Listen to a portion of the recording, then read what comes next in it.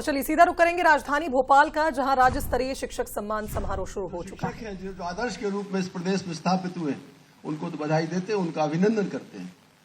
कुछ शिक्षक ऐसे होते हैं जो आज यहां पुरस्कार में शामिल नहीं हो पाए, लेकिन मुझे लगता है कि उनको स्मरण करना भी आज जरूरी है। हम कैसे भूल सकते हैं जिन्होंने हमको पढ़ाया।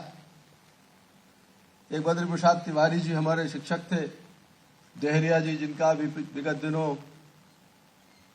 उनका स्वर्गवास हुआ, उनको कैसे भूल सकते हैं। उनकी सख्ती, उनका मार्गदर्शन आज हम जहां पर खड़े हैं उसमें बड़ी भूमिका है। आज मध्य प्रदेश में हमारे जो शिक्षकगण हैं नवाचार कर रहे हैं। अभी मैं देख रहा था कि रामनारायण अरावत जी, उन्होंने मोटिवेशनल उसके अंदर अपना एक कदम आगे बढ़ाया, बच्चों को प्रेरित किया उन्होंने बेहतर शिक्षा के लिए, उनको प्रयोगों के माध्यम से। हमारी श्रीमती शीला पटेल दमोह की, जिनको राष्ट्रीय स्तर पर पुरस्कार मिलने वाला है, वो महिला जो घूंघट से निकलकर स्कूल में जाती है और प्रेरणा बच्चों के लिए प्रेरक का काम करती है और आखिर में उसको राष्ट्रीय स्तर पर सम्मान मिलता है। दामोदर जैन साहब लगातार उस शिक्षकों को प्रेरित करने का काम करते हैं कि अच्छा करें, बच्चों के लिए अच्छा करें, प्रदेश के लिए अच्छा करें। मैं धन्यवाद देना चाहता हूं माननीय मुख्यमंत्री जी को। मैं बताना चाहता हूं, हमारे यहां नरसिंहपुर में एक शिक्षक है हल्के वीर पटेल। वो स्वयं के वेतन से, गांव के पालकों के सहयोग से वो अपने साला के कैंपस को आदर्श बनाने में कामयाब होते हैं। हम उनको कैसे उनका स्मरण नहीं कर सकते। और जो विभिन्न हमारे शिक्षक संघ हैं, उनके पदाधिकारी जिस समर्पित भाव से, मैं उनको धन्यवाद देता हूं कि वो कहीं ना कहीं शिक्षकों को एकजुट रखते हैं, उनको प्रेरित करते हैं कि बेहतर से बेहतर काम करें। सरकार के और आपके बीच में एक पुल का काम करते हैं, समस्याओं के निराकरण में उनकी भूमिका रहती है। तो ऐसे हमारे जो शिक्षक संघ में एकजुटता के साथ आगे बढ़ाने के लिए आपको प्रेरित करते हैं, मैं इस मंच के माध्यम से आज के अवसर पर उनको भी धन्यवाद देना चाहता हूं, बधाई देना चाहता हूं। और आज के शिक्षक दिवस के कार्यक्रम पे आप सबको बहुत बधाई। पूरे प्रदेश के हमारे आदरणीय गुरुजनों को बहुत हृदय से उनके प्रति विनम्रता के भाव के साथ आगे आने वाले समय में बच्चों के बेहतर भविष्य के लिए जिस समर्पित भाव से माननीय मुख्यमंत्री जिस प्रदेश को आगे बढ़ा रहे हैं, जिस समर्पित भाव से हमारी सरकार आपके बेहतर कल्याण और बच्चों के बेहतर भविष्य के लिए काम कर रही, अपेक्षा है कि आप भी उसमें कदम ताल करते हुए अपनी तरफ से पूरे समर्पित भाव से बच्चों को ज्ञान देने का काम करें। अपेक्षा के साथ माननीय महामहिम राज्यपाल महोदय जी का मैं हृदय से आभार व्यक्त करता हूं। आपने इस महत्वपूर्ण अवसर पर अपनी सहभागिता सुनिश्चित की, अपना आशीर्वाद देने यहां पधारे। आदरणीय मुख्यमंत्री जी का माननीय हमेशा शिक्षा का कोई भी कार्यक्रम हो, बच्चों का किसी भी तरह के उत्साहवर्धन की आवश्यकता हो, शिक्षकों के उत्साहवर्धन की आवश्यकता, आपका आशीर्वाद हमेशा हम सबको मिलता है। आपका भी मैं बहुत हृदय से आभार व्यक्त करते हुए आप सबको शुभकामनाएं देते अपनी वाणी को विराम देता हूं। बहुत बहुत धन्यवाद। जय हिंद। बहुत बहुत धन्यवाद माननीय स्कूल शिक्षा एवं परिवहन मंत्री श्री उदय प्रताप सिंह जी, स्वागत विचारों के लिए। और अब वो स्वर्णिम अवसर है जब राज्य स्तरीय शिक्षक सम्मान समारोह की हम शुरुआत करने जा रहे हैं। 3 श्रेणियों में ये सम्मान आज संपन्न होने जा रहा है। सबसे पहले राज्य स्तरीय शिक्षक पुरस्कार 2025 में चयनित शिक्षकों को मंच पर हम आमंत्रित करेंगे। हम आग्रह करेंगे माननीय राज्यपाल महोदय जी से, माननीय मुख्यमंत्री जी से कि वे सम्मान प्रदान करने की कृपा करें। श्री जितेंद्र शर्मा, शासकीय प्राथमिक विद्यालय विसोनिया, जिला गुना से कृपया आप मंच पर पधारें। और आपके द्वारा कई सारे प्रयास TLM का उपयोग कर नवीन पेडागोजी के साथ रुचिकर अध्यापन करवाया जा रहा है। पालकों से सतत संपर्क, क्रियात्मक अनुसंधान का प्रयोग और विद्यालय की सह शैक्षणिक गतिविधियों में विद्यार्थियों की सहभागिता हेतु आपके द्वारा कार्य किए गए हैं। इसी कड़ी में माननीय राज्यपाल महोदय जी सम्मानीय अतिथिगण श्री जितेंद्र शर्मा जी को सम्मान दे रहे हैं। श्री दिलीप जायसवाल, प्राथमिक शिक्षक, शासकीय उच्चतर माध्यमिक विद्यालय क्रमांक 2, जिला शाजापुर से हैं आप। 21वीं सदी के 4C critical thinking, communication, collaboration, creativity के विकास हेतु प्रोजेक्ट आधारित शिक्षण आप प्रदान कर रहे हैं। और इसी कड़ी में आगे बढ़ते हुए श्रीमती श्रद्धा गुप्ता मंच पर हमारे साथ हैं। माध्यमिक शिक्षा शासकीय उच्चतर माध्यमिक विद्यालय रुस्तमपुर विकासखंड पंधाना खंडवा से हैं। नवाचारों के साथ आप शिक्षा प्रदान कर रही हैं। श्री दिलीप सिंह कटरे जो कि प्राथमिक शिक्षक हैं, शासकीय उन्नयन माध्यमिक शाला भाटीवाड़ा सिवनी से हैं आप, और आपके द्वारा भी अनुपम प्रयास है। बैगलेस डे आपके द्वारा मनाया जाता है। श्री मोहन सिंह गौड़ माध्यमिक शिक्षक शासकीय माध्यमिक शाला सतुआ दमोह से हैं आप, और आप भी आपके द्वारा संसाधनों को जुटाकर शिक्षा के प्रति बच्चों में उनकी रुचि जागृत की गई है। मंच पर हमारे साथ श्री श्रीकांत कुर्मी जो कि शासकीय प्राथमिक शाला बटियागढ़ दमोह से हैं, और आपने पीयर लर्निंग की कार्रवाई की है। व्यवस्थित कक्षा आपके द्वारा संचालित की जा रही है। श्री धनराज वाड़ी मंच पर है। तालियां निरंतर बजती रहना चाहिए।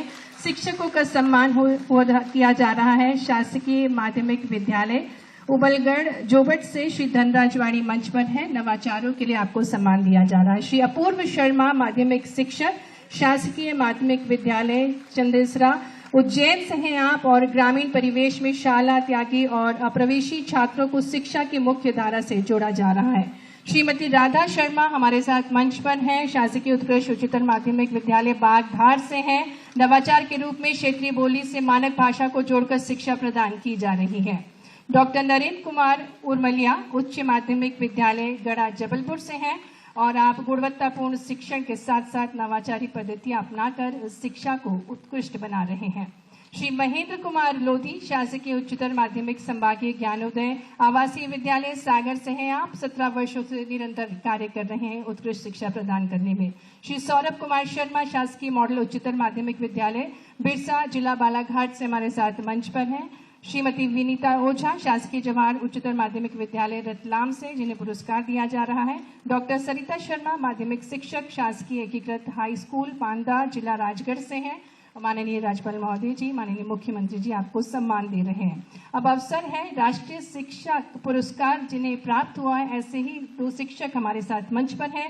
माधव प्रसाद पटेल माध्यमिक शिक्षक शासकीय नवीन माध्यमिक शाला लिधौरा से, साथ ही में श्रीमती सुनीता लोधा, जोरदार तालियां, इनको राष्ट्रीय शिक्षक पुरस्कार प्राप्त हुआ है, और आज मध्य प्रदेश की ओर से सम्मान प्रदान किया जा रहा है, सम्मान निधि प्रदान की जा रही है।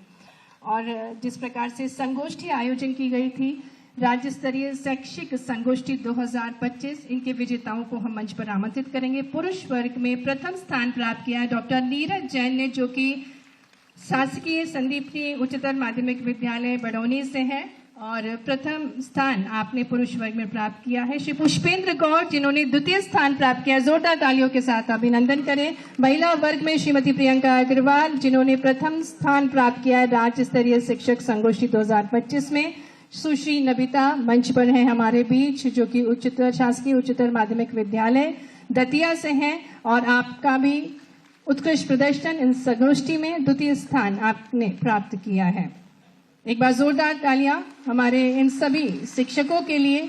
ये सम्मान का अवसर है जिसके हम सभी साक्षी बन रहे हैं। अब माननीय सम्मानीय अतिथिगणों के साथ इन शिक्षक गणों का समूह चित्र होगा।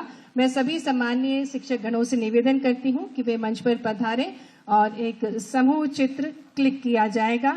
जिस प्रकार से हमें ज्ञात है कि कहा जाता है, गुरु गोविंद दो खड़े काके लागू पाए, बलिहारी गुरु आपने गोविंद दियो पढ़ाए बताए। तो गुरु और भगवान जब दोनों समक्ष होते हैं तो सबसे पहले गुरुजनों को नमन किया जाता है। आज हमारे बीच ऐसे ही बहुत ही महान गुरुजन हैं जो कि एक समाज का निर्माण कर रहे हैं, व्यक्तित्व का निर्माण कर रहे हैं। एक बार जोरदार तालियां इन सभी सम्मानीय शिक्षक गणों के लिए जिन्हें आज सम्मान प्राप्त हुआ है माननीय राज्यपाल महोदय जी, माननीय मुख्यमंत्री जी के शुभ कर कमलों द्वारा। और इस ग्रुप फोटोग्राफ के पश्चात मैं आग्रह करने जा रही हूं माननीय राज्यपाल महोदय जी से, माननीय मुख्यमंत्री जी से कि स्कूलों में गणवेश हेतु वे राशि अंतरित करेंगे। हम आभार देते हैं सभी शिक्षक गणों को और निवेदन करते हैं कृपया अपने स्थान पर पधारें। आगे बढ़ते हुए आग्रह करने जा रहे हैं माननीय राज्यपाल महोदय जी से, माननीय मुख्यमंत्री जी से कि 1 क्लिक के माध्यम से विद्यार्थियों को गणवेश की राशि अंतरित करने की कृपा करें। 55 लाख विद्यार्थियों को गणवेश यानी यूनिफॉर्म की राशि 330 करोड़ रुपए की ये राशि अंतरित की जा रही है माननीय राज्यपाल महोदय जी और माननीय मुख्यमंत्री जी के शुभ कर कमलों द्वारा। बहुत बहुत धन्यवाद माननीय राज्यपाल महोदय जी, माननीय मुख्यमंत्री जी। और जिस प्रकार से हमें ज्ञात है माननीय प्रधानमंत्री जी का सपना है भारत को पुनः विश्व गुरु बनाना है और वह भी अपनी संस्कृति, परंपराओं और संस्कारों की अमूल्य विरासत को संजोते हुए। इसी मार्गदर्शन से प्रेरणा लेकर माननीय मुख्यमंत्री जी जन जन के कल्याण की भावना को हृदय में धारण किए हुए शिक्षा और विद्यार्थियों के सर्वांगीण विकास के लिए सतत प्रयत्नशील है। आपकी ज्ञान दृष्टि और संकल्प से आज मध्य प्रदेश में नई ऊर्जा उत्पन्न हुई है और इसी ऊर्जा के बल पर हम विकसित मध्य प्रदेश के निर्माण की ओर निरंतर अग्रसर हो रहे हैं। आइए आपकी जोरदार तालियों के बीच ऐसे ही दृढ़ संकल्पी यशस्वी मुख्यमंत्री डॉक्टर मोहन यादव जी से हम निवेदन करते हैं कि वे हम सभी को संबोधित करें अपने अमृत विचारों से। मंत्र का आधार गुरु के वचन और मोक्ष का आधार गुरु की कृपा। हमारे लिए गुरु को कब कब कैसे कैसे गाया गया है, जिनके लिए जिस प्रकार से हम देखें और ज्यादा हम अगर इसमें भी न जाएं तो हमारे लिए लाखों साल पहले का और 5000 साल पहले के 2 उदाहरण हमारे अपने सामने, आंखों के सामने वो दृश्य रेखांकित कर देते हैं। भगवान श्री राम का काल याद करें। भगवान श्री राम अपने घर में हैं, अपने महल में हैं, राजा जनक राज्य कर रहे हैं, लेकिन गुरु विश्वामित्र अगर पधारते हैं और गुरु विश्वामित्र पधारने के पहले गुरु कितना विचार करते हैं, ये उदाहरण ध्यान में आता है। अगर रामायण का टर्निंग पॉइंट हम देखें तो ये एक तरह से वो टर्निंग पॉइंट भी है। पवित्र रामायण के सारे प्रसंग, सारी लीलाएं भगवान राम की बहुत उच्च कोटि की, अद्भुत है। लेकिन इतनी कल्पना कर लो कि अगर विश्वामित्र नहीं आए भगवान राम के जीवन में तो आगे क्या होता है। राम राज्य के चलने चलाने की बाकी बातों का आधार अगर कहीं बन रहा है तो यहीं से महत्वपूर्ण आधार बनता है। जैसे वाल्मीकि जी ने बहुत अच्छे शब्दों में लिखा, तुलसीदास जी ने लिखा है कि उस काल में बगल के जंगल के अंदर आतंक की घटनाओं का जैसे आज हाल होता है, ऐसे राक्षसों द्वारा बड़े बड़े अलग अलग प्रकार के अन्याय अत्याचार के घटनाक्रम चल रहे हैं। और उस घटनाक्रम के चलते चलते गुरु विचार करते कि कल का भविष्य अच्छा बनाना है, भावी पीढ़ी का शासक सुयोग्य होना चाहिए। इसलिए युवा पे विश्वास करके भविष्य पे क्या होने वाला उसमें अपनी खुद की बड़ी भूमिका अदा करके हम सब बड़े उस दृश्य को केवल देखें कि अपने आप पर दांव लगा करके विश्वामित्र जी ने राजा जनक के दरबार में प्रवेश किया और राजा जनक का सबसे प्रिय बालक, उनको तो बड़े जतन से बच्चे हुए, बड़ी वो अलग कहानी है। ऐसे में वो कहते कि महाराज जनक आपके पुत्र मुझे चाहिए। अब आप कभी अंदाजा लगा लो कि जो खुद सामर्थ्यशाली राजा हो, उसकी सेना हो, व्यवस्था हो, ऐसी बजाय वो कोई मांगने वाला, मदद कहने वाले अगर वो कहे कि नहीं हमको आपकी सेना, आपका खुद का साथ, राजा जनक कह रहे कि आपके राक्षसों को मारने के लिए मैं चलता हूँ, सेना भेज देता हूँ, सेना अध्यक्ष को भेज देता हूँ, बोले कुछ नहीं चाहिए, केवल आपके बच्चे दे दो।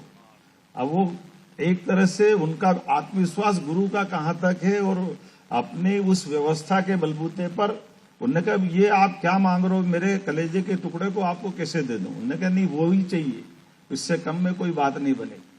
बड़ी मुश्किल से मानते भी तो उन्होंने कहा देखना ये वापस लौटाना है, मैं आपको दे तो रहा हूं। तो उन्होंने कहा इनके साथ में बाकी अनुचर, रथ, सैनिक, बोले कुछ नहीं चाहिए, केवल दोनों बालक और वो भी मैं पैदल ले जाऊंगा। अब ये हमारे लिए आज भी ये सबक है। उनके दिमाग में क्या होना चाहिए कि हमारे शासक जो भविष्य में बनने वाले हैं वो जमीन से भी जुड़े होना चाहिए, उनकी सारी बातें नीचे तक पहुंचना चाहिए।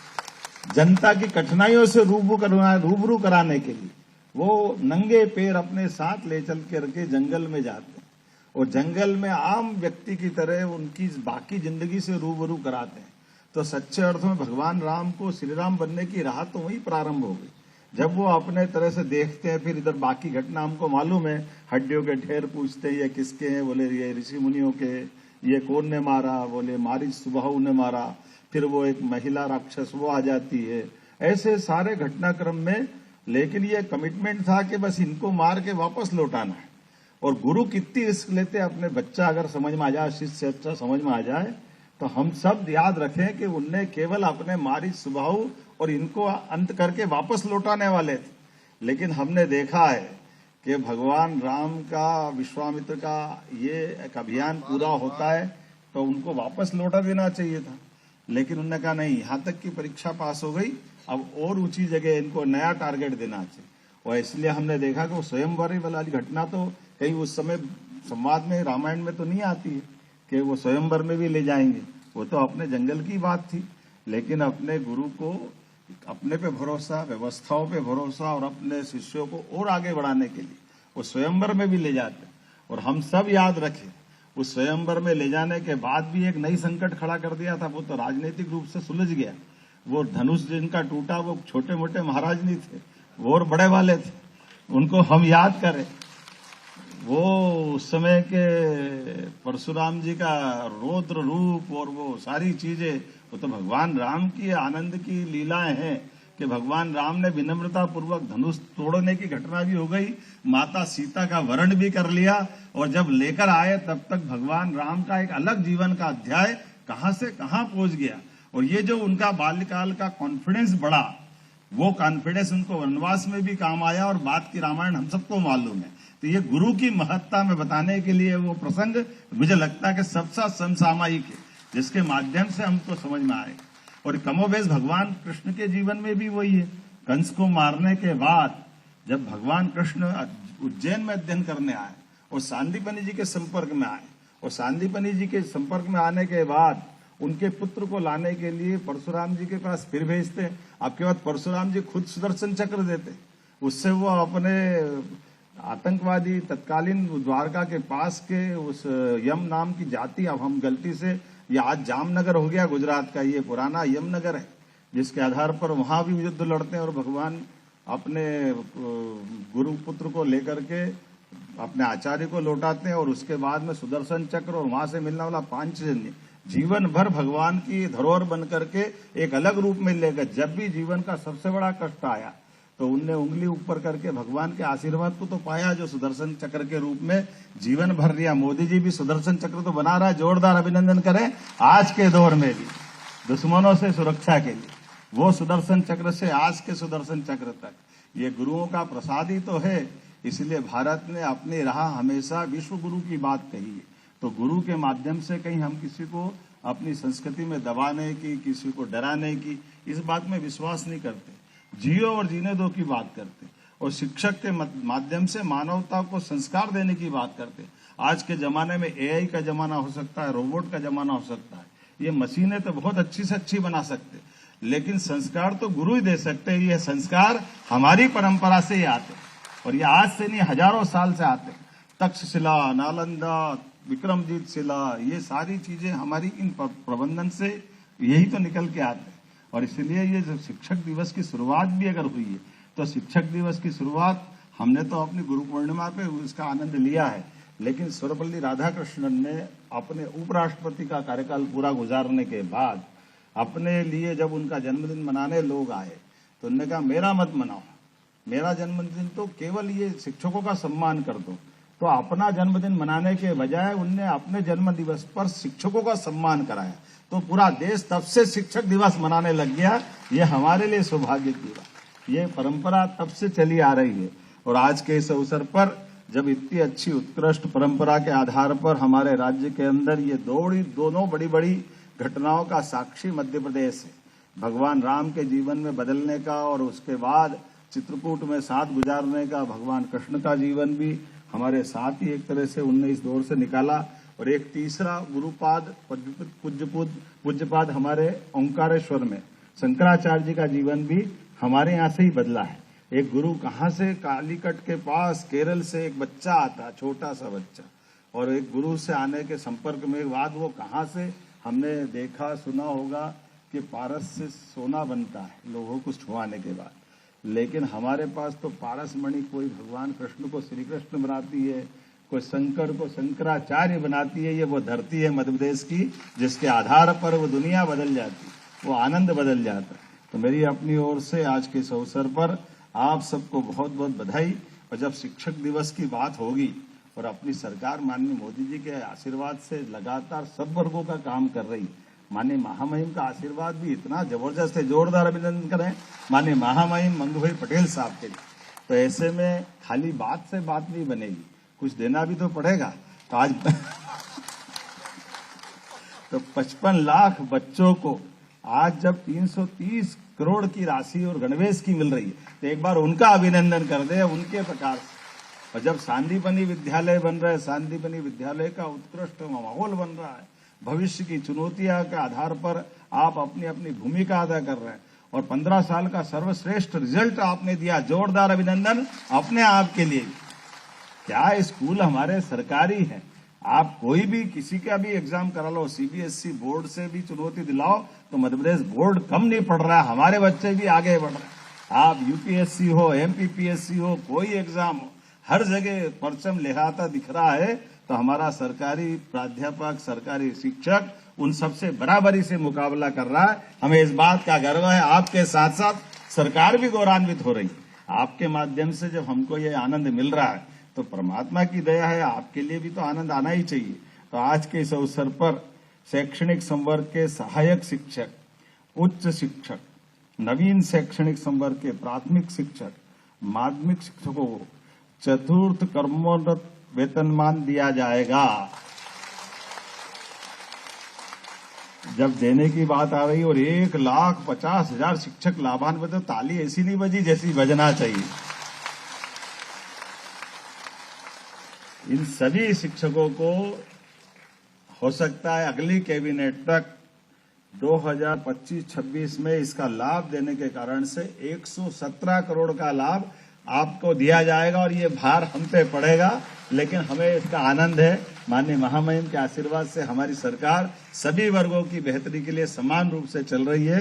निश्चित रूप से आज का दिन इन पूरी व्यवस्थाओं के आधार पर बहुत महत्व का हो जाता है। पुनः मेरी अपनी ओर से शिक्षक दिवस की आप सबको बधाई, बहुत बहुत धन्यवाद। भारत माता की जय। बहुत बहुत धन्यवाद माननीय मुख्यमंत्री जी। भारतीय प्राचीन गुरु परंपरा की कथाओं से प्रेरणा लेते हुए हम सभी को जीवन यापन करना चाहिए और बिल्कुल सत्य वचन, एआई और टेक्नोलॉजी किसी भी तरह से गुरुजनों का स्थान नहीं ले सकते। एक बार जोरदार तालियों के साथ हम आभार प्रस्तुत करें माननीय मुख्यमंत्री जी का। और अब अवसर है जिनकी दूरदृष्टता और अनुभव से हमें बहुत कुछ सीखने को मिलता है, संपूर्ण मध्य प्रदेश को जिनका स्नेह प्राप्त हो रहा है। और ऐसे ही हमारे अत्यंत आदरणीय अग्रज माननीय राज्यपाल महोदय जी को आपकी करतल ध्वनियों के साथ आमंत्रित करते हैं कि वे हम सभी को मार्गदर्शन प्रदान करने की कृपा करें। सभी को नमस्कार। राज्य स्तरीय शिक्षक सम्मान 2025 एवं गणवेश राशि का वितरण और अभी अभी जो मुख्यमंत्री ने जो सभी शिक्षकों का कोई न कोई तोहफा देकर सम्मान किया, ऐसे कार्यक्रम में अपने बीच उपस्थित विजनरी मुख्यमंत्री डॉक्टर मोहन यादव जी, मंत्री परिवहन एवं स्कूल शिक्षा विभाग उदय प्रताप सिंह जी, सहकारी विभाग का कल्याण मंत्री विश्वास सारंग जी, राज्य मंत्री पिछड़ा वर्ग अल्पसंख्यक कल्याण श्रीमती कृष्णा गौर जी, महापौर श्रीमती मालती राय जी, विधायक दक्षिण भगवान दास सबरानी जी, विधायक रामेश्वर शर्मा जी, हिंदी ग्रंथ अकादमी अध्यक्ष अशोक जाडेजा जी, सचिव श्री, महानिदेशक श्री, समस्त अधिकारी गण, उपस्थित महानुभाव भाइयों और बहनों, मीडिया के मित्रों, प्यारे बच्चों,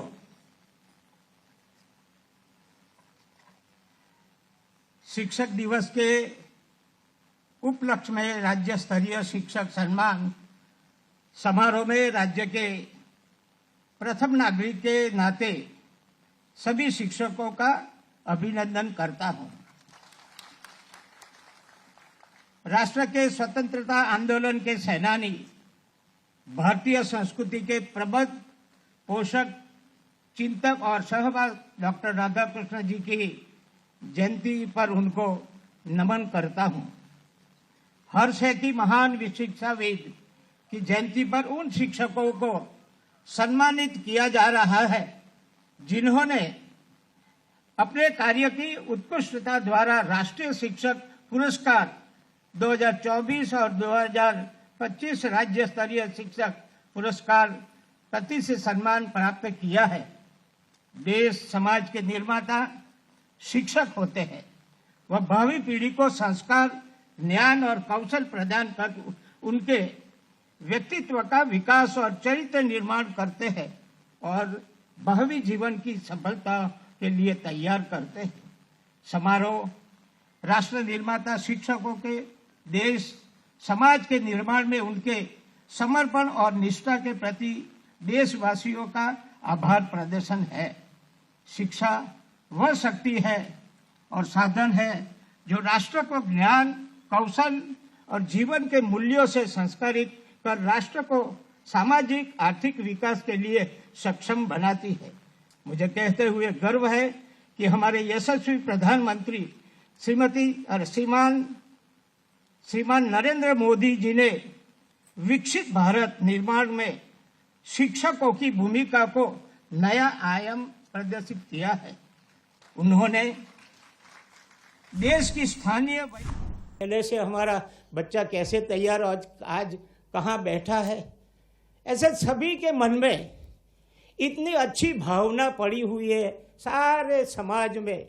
आज देखो तो राष्ट्रपति द्रौपदी मुर्मू जी भी आज शिक्षकों का सम्मान कर रही है, प्राइम मिनिस्टर नरेंद्र मोदी जी भी स्वागत कर रहे, यहाँ राज्यपाल, मुख्यमंत्री, कई नेताओं भी स्वागत कर रहे हैं। इतना सारा होते हुए भी ये 2-4 दिन के लिए है क्या?